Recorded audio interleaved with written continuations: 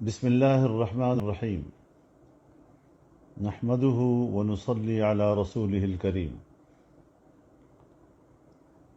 برادران ملت، آج میں پوری امت مسلمہ اور بالخصوص اپنے برادر ملک فلسطین کے عوام سے مخاطب ہو رہا۔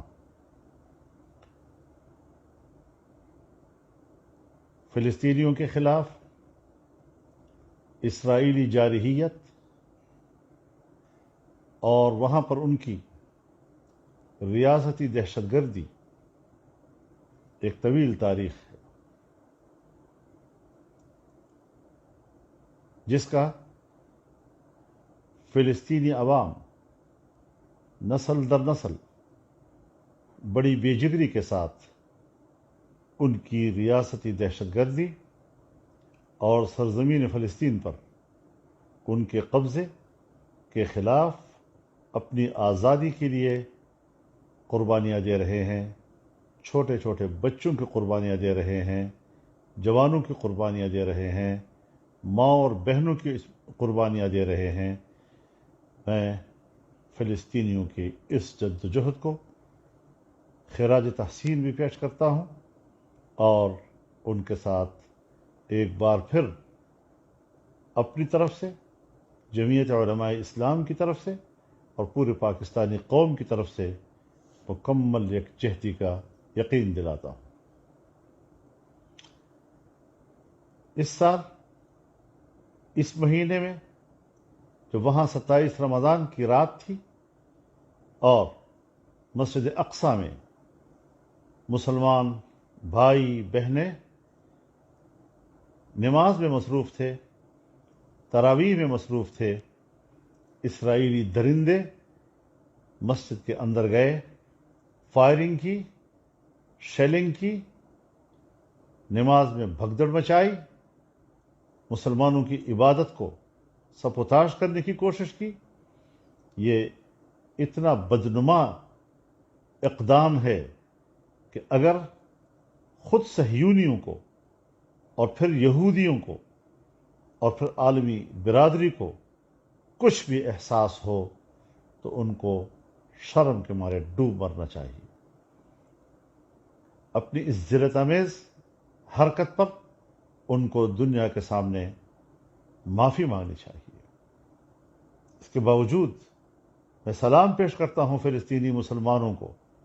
اپنے بھائیوں اور بہنوں کو، کہ اس کے باوجود انہوں نے مسجد اقصیٰ سے تعلق نہیں توڑا، مسلسل وہاں جا رہے ہیں، نمازیں ادا کر رہے ہیں، لیکن کئی روز سے مسلسل یہ درندے وہاں مسجد میں داخل ہو کر جس طرح گولیاں چلا رہے ہیں اور جس سے تقریباً 20 سے 30 مسلمان شہید ہو چکے ہیں، سینکڑوں زخمی ہیں،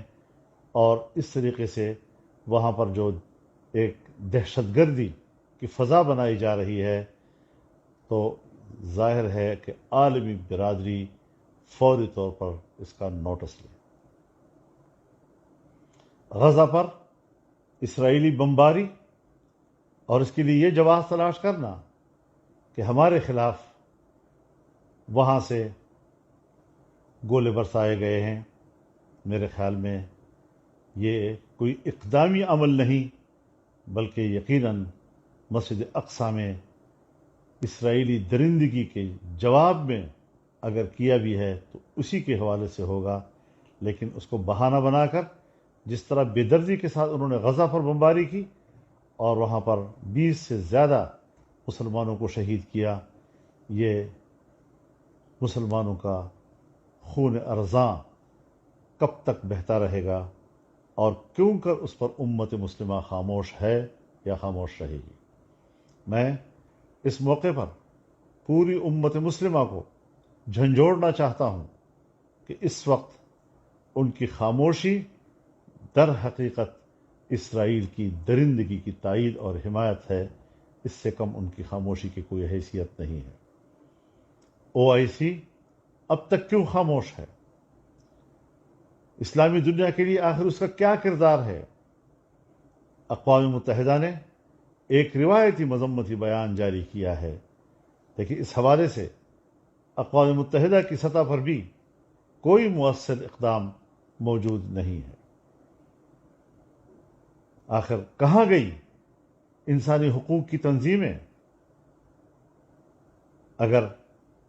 اسلامی دنیا میں کوئی ایک چھوٹا موٹا واقعہ ہو جائے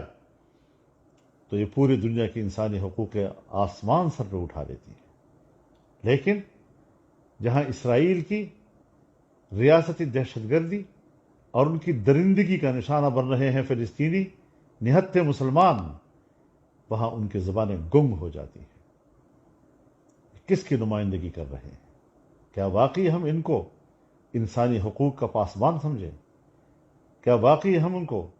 انسانی حقوق کا وکیل سمجھیں؟ یہ انسانی حقوق کو بیچنے والے ادارے ہیں، یہ بڑی قوتوں کے مفادات کے محافظ اور دنیا میں ناجائز قبضوں کی سپورٹ کرنے کے ادارے ہیں۔ اس حوالے سے جمعیت علماء اسلام کا موقف ہمیشہ سے بڑا واضح رہا ہے، اور دنیا جانتی ہے کہ کراچی میں 1-2 ماہ قبل جمعیت علماء اسلام نے جو ملین مارچ کیا تھا وہ تاریخ کے اوراق پر ثبت ہو چکا ہے، اور اس کے آثار کبھی مٹیں گے نہیں، اور انشاءاللہ یہ سلسلہ جاری رہے گا۔ عید الفطر کے بعد ہم پورے ملک میں اسرائیل کے خلاف مظاہروں کا آغاز کریں گے، اور میں اپیل کرتا ہوں پوری امت مسلمہ سے، اپیل کرتا ہوں پورے پاکستانی قوم سے، علماء سے، خطباء سے، کہ وہ عید کے اور جمعے کے اجتماعات میں اسرائیلی درندگی کی مذمت کریں اور اپنے فلسطینی بھائیوں کے ساتھ بھرپور یکجہتی کا اظہار کریں، اور اس کو اپنا دینی ملی فریضہ سمجھیں۔ انشاءاللہ العزیز فلسطینیوں کو یقین دلاتا ہوں کہ ہم ان کے شانہ بشانہ رہیں گے، ہم ان کے دوش بدوش اس ظلم کے خلاف اپنی آواز بلند کرتے رہیں گے، اور امت مسلمہ سے بھی اپیل کرتا ہوں کہ پورے دنیا میں جہاں بھی مسلمان ہیں، عید کے اجتماعات ہیں یا جمعے کے اجتماعات ہیں، اپنی بھرپور احتجاج کو ریکارڈ کروائیں۔ وہاں کے خطباء اور ائمہ سے اپیل ہے کہ وہ اس پر بھرپور طریقے سے احتجاج کریں، اس کی مذمت کریں، اور فلسطینی بھائیوں کے ساتھ اپنی یکجہتی کا اظہار کر کے اپنا دینی، ملی اور اسلامی فریضہ کا حق ادا کریں۔ وآخر دعوانا ان الحمد للہ رب العالمین۔